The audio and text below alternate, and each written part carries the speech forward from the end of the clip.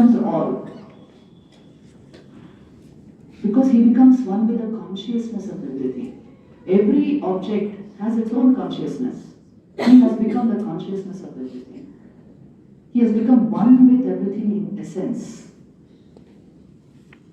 इसकी एक feeble अनुभूति भी ना, it will give a deep sense of unity with creation. Deep sense of unity. You see, the greatest masters of this kind of realization were very, very close to nature. Have you observed this? Whether it is Thakur's life, Swamiji's life, any saint of the past, आप तुलसीदास को लीजिए या संत रविदास को लीजिए या मीराबाई को लीजिए, they stayed close to nature. Why, you know? That is the elements in the purest form. Yes. So when you touch this, at once you resonate with that, with all the elements. So you feel some very close to nature. If you have heard these abhangs, many abhangs are talking of this. Very important to be close to the mountain, close. In Zen Buddhism, everybody is asked to live in the forest. Yes. वहाँ पर they have bracketed all the forests and turned them into natural reserves. In many of these first world countries, because they have understood the importance of nature, वो मन को calm रखता है. If you live in a concrete jungle, you won't remain calm. Because there is no space for your mind to breathe. So it is all this is important. You see, you become one with everything when you touch everything, and then you resonate in oneness with everything.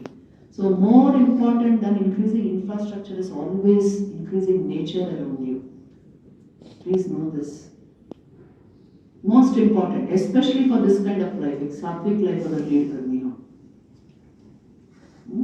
So the sense of oneness with everything comes from this. Thakur did his entire sadhana where? Panchavati mein. Ganga Krive. It was a complete forest. Not like today. Yes. Not at all like today.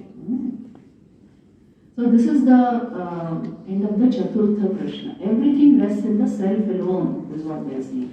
Now we go to the fifth one, which is the question by Satyakama. See, this is also very technical actually. But the last question is very direct again. This one, Satyakama asks Tripala, Sir, if a person goes on meditating on Om throughout his life, what word does he win by such meditation? तो वो उस प्रक्रिया के बारे में पूछ रहे हैं. If I go on meditating on Om, what will I get out of it? Then he goes into the technicality of the Kriya. See the second mantra. O Satyakam, the well-known Om stands for Brahman without attributes, Parabrahman, and also Brahman with attributes. अपरा ब्रह्मा के बारे में भी आपको ज्ञान मिलेगा अगर आप ओम साधना करोगे. प्रणव साधना, do you know what it is? Repetition of pranav continuously until you start hearing it. This is pranav sadhana. Now you are not repeating, but you are hearing it clearly. And this is a very, very deep state of awareness where you can hear it continuously. हमारी जो भारती प्रणव माता जी थी, first president of Shraddha Math, she would get that anubhav in Kashi when she was doing sadhana. There was one Swami of the Ramakrishna order, his name was Shantananji Maharaj. Holy Mother के direct disciple थे. He would hear this all the time. तो वो बेलूर मठ में बैठे रहते और and anybody coming there, he would say, anybody coming to ask him a question, he would say, Suno, Suno, do you hear it? And that person would say, no Maharaj, what?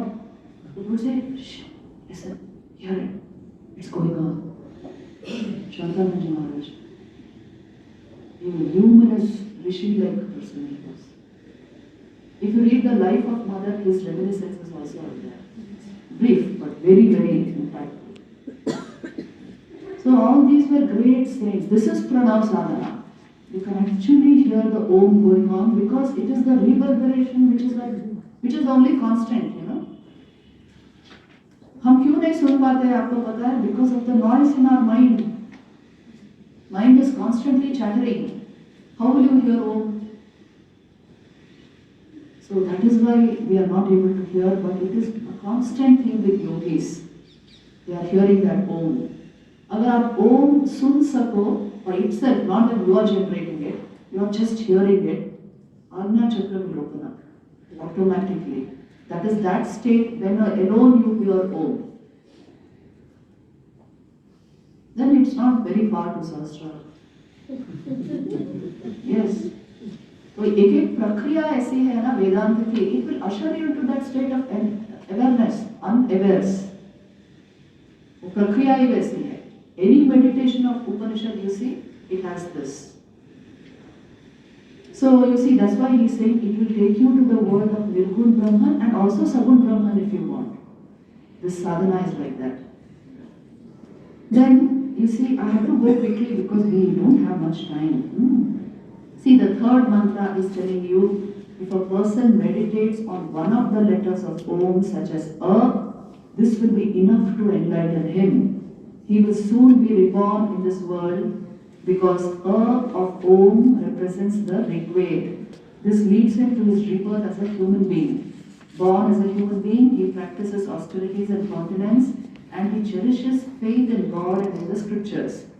By virtue of these qualities, he distinguishes himself among people. Just अगर ओम में अ की सिद्धि हो जाए, इसका मतलब है you have not fully understood the meaning but just partially. Still you will be somebody who is out of the ordinary, extraordinary.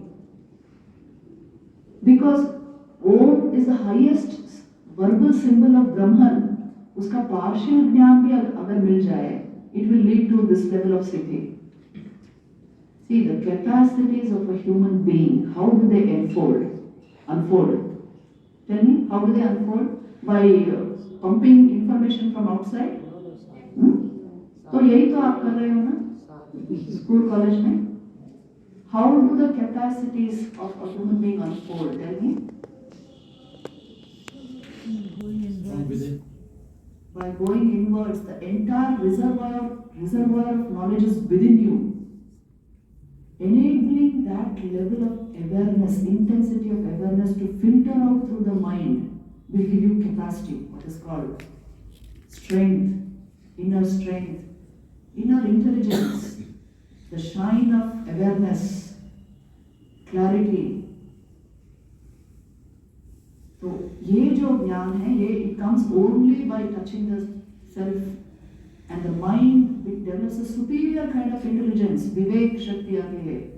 It will have even very sharp memory. You will be able to retain things. See, 5 faculties develop as a result of this intelligence. One is Dhi. Dhi is the higher faculty of your own. You can't even call it emotion, you know. Dhi is you can say the spiritual heart is cultivated.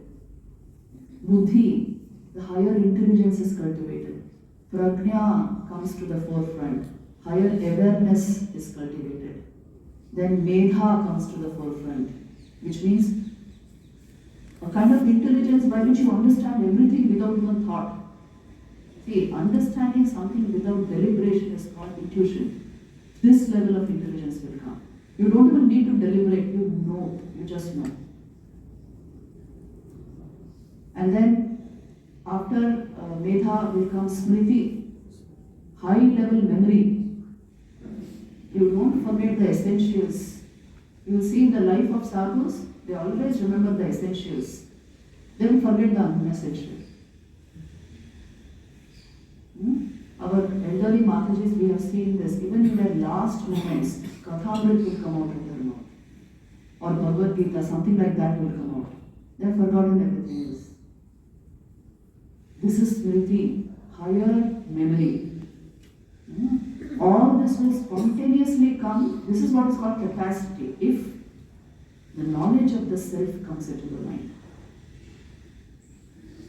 Without this, just pumping information from outside and imagining we have become intelligent will not work. You know, your smartphone is smarter than you.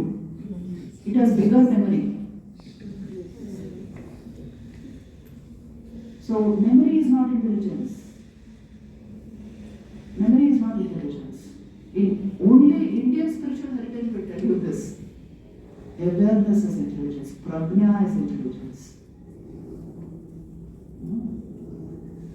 So this is what will happen even if a partial amount of this Om Tattva goes into you, is what they are saying.